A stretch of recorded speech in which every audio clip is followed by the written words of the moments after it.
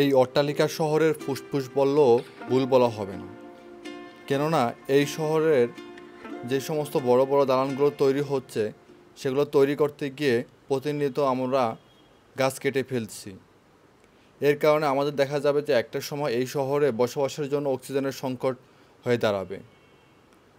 আমরা যদি গাছ রোপণ না করি এবং গাছ কেটে ফেলি তাহলে আমাদেরকে কৃত্রিম অক্সিজেনের মাধ্যমে বসবাস করতে হবে এই শহরে।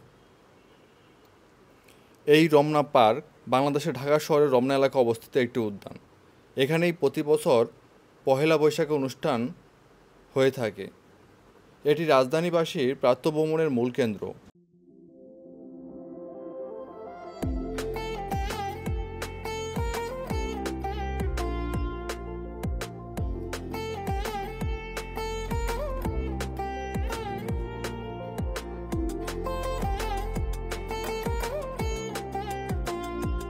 এই উদ্যানটি ১৬১০ সালে মোগল আমলে প্রতিষ্ঠা করা হয়।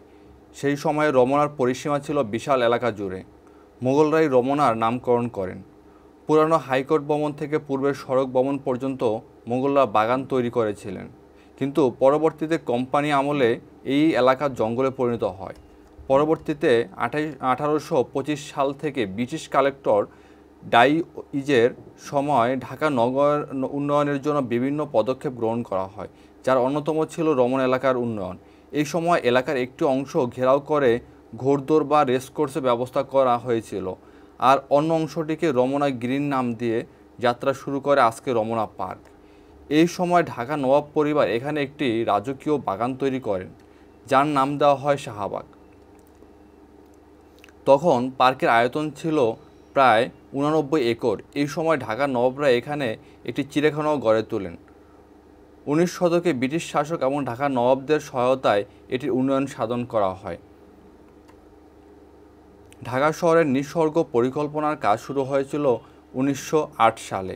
লন্ডনের কিউই গার্ডেনের অন্যতম কর্মী আর.এল.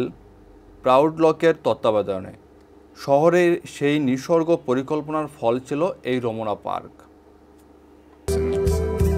I believe with time and effort we can achieve.